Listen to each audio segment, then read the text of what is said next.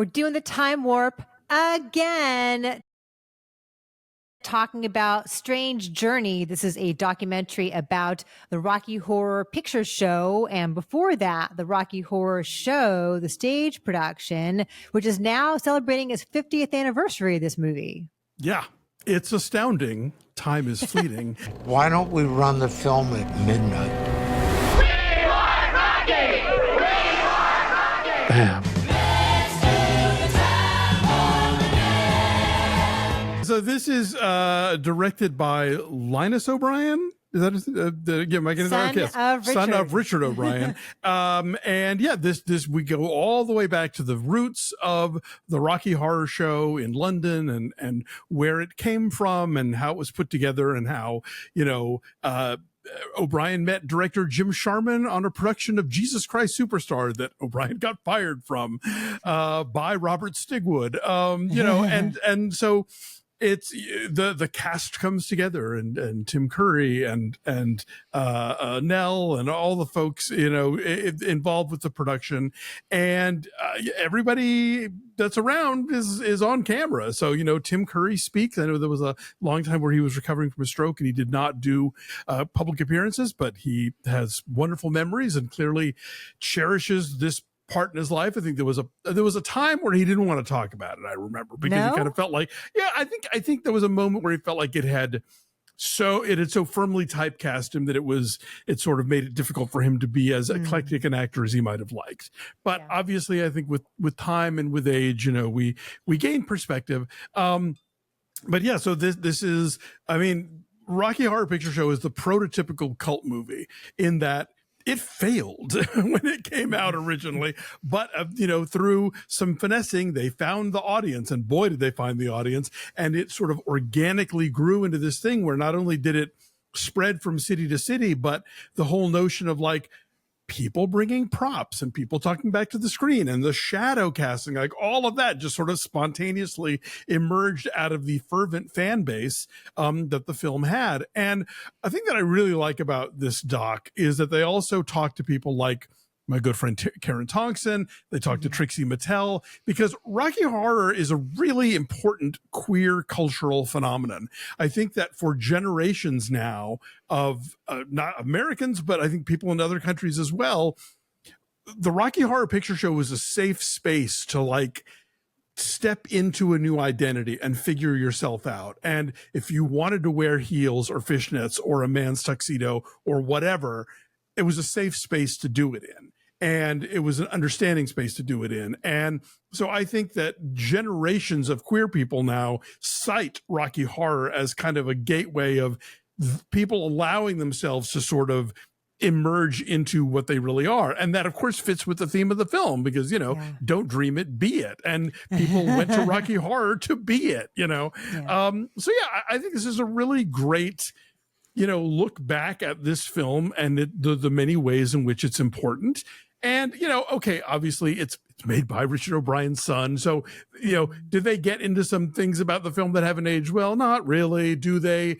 Actually, they don't even really talk about like the Broadway revival. Like they talk about the movie and then they talk about the history of the movie. And we sort of stopped talking about the stage versions at that point. But it's obviously both on stage and on screen has had a rich history. And I think this film really honors that and kind of, lets you know what the next 50 years of this phenomenon maybe are going to be about, Yeah, it gets its arms around a lot. It's very affectionate, obviously, because it is made by the son of the guy who created it, who played Riff Raff. And so there's a lot of warmth and there's a lot of really lovely and warm anecdotes from, like, you get Susan Sarandon and Barry Bostwick, you get all Magenta, you get everybody who was in it.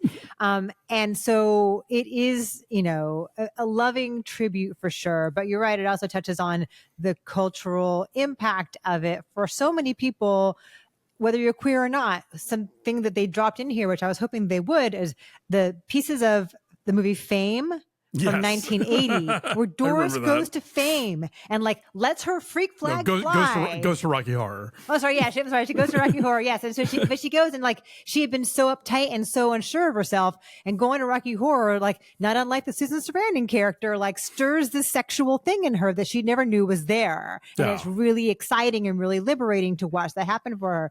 Yeah, it's amazing to think that all of this happened well before the advent of social media. It just happened organically. It wasn't like anybody said, hey, show up with newspapers and rice. Right. You know, show up with squirt guns, show up dressed as the characters. Like no one said, hey, go on up to the front of the screen and act out the movie. It just happened and it spread through word of mouth. And that's just amazing to me that that occurred in the first place and that it has held on for so long, for generations. What are your memories of seeing Rocky Horror? I know you must have. It took a while for me to get to it because Patricia Quinn, by the way, is the actress whose name we keep forgetting, who played Magenta. Yes. So when it was a phenomenon in the late 70s, when it had gotten to Atlanta, I would like read articles about it in the paper, and my older siblings went, but it was like, no way in hell was I going to be allowed to go see a midnight R-rated kinky movie, you know, when I was 11 or whatever. But I had a good friend of mine whose older brother had bought the soundtrack album. So he would like bring it over and we would listen to it. And then later they published a book that, have you ever seen those kind of novelizations, but it's just like stills from the film with word balloons, like those Italian fumetti comics? Okay. There were several of them. Like there's one for Grease, I think maybe, and Can't Stop the Music, I think had one. Okay. But anyway, there was one for Rocky Horror. So I remember standing in a B. Dalton and like reading the entire movie, you know. Funny. So looking at it as a series of stills and knowing the songs in my head already. I finally saw it for the first time in Boston in the summer of 1982. 83, when I was doing a high school program at a college there. And that was my first time to really experience the whole thing, and people throwing rice and toast and the whole 9 yards. And yeah, it was exuberant. But I don't know that I was so, like Trixie Mattel talks about this in the movie, like I was so deeply closeted that I was not even beginning to wrap my head around what this movie was saying and doing. But I think in the back of my mind, it definitely felt like, okay, there are possibilities, you know. What about you? Yeah. What was your first time? I was thinking it must have like tickled something in you, like deep within you that you couldn't quite name and didn't have the language for, right? Yes. No, absolutely. But the notion, the pansexuality of this film and the objectification of Rocky, you know, like that's, we talk about like in the 80s, you had like the Calvin Klein billboard and the Richard Gere and American Gigolo, but this came first, you know, a guy in gold lame Speedos in a movie that was pretty unheard of for the mid 70s, you know? Yeah. As they say, the most muscular guy in all of England. Yes. The only muscular guy is how they described him. I saw it in college. I saw it in Dallas in college, you know, like you're supposed to. Yes. And it was like thrilling, and it felt like an escape. And there's something about the midnight movie quality of it that gives it an extra hint of naughtiness. Yeah. Transgression. Like, ooh, we're staying up super late. We should be in bed, but we're not. We are dancing. And just to see people who were so into it, who knew everything, but that didn't seem exclusionary. It wasn't we know this stuff and you don't. Right. It's like, hey, we know this stuff and join us. Yeah. Like they may goof on you for being a virgin the first time, but beyond that, it is a very welcoming atmosphere. And if anything, like they're proselytizing, you know, like come back next week, you know? Yeah. You see people in this movie who have seen it like hundreds of times. Yeah. And then I know it played here in LA at the New Art for a long time, for many years. I believe. I don't know. I looked at Fandango, and I know it's playing in Long Beach at the Art Theater in Long Beach. I know the Frida and Santa Ana does it sometimes, but I don't know that the New Art so consistently does it every midnight like they used to. I think the New Art still does it every Friday, but I could be wrong. But it is, what's fascinating about this movie, that they don't really mention it in the film, it is the longest running film in American history in terms of the fact that like it is still technically in release. Okay. and has been since 1975.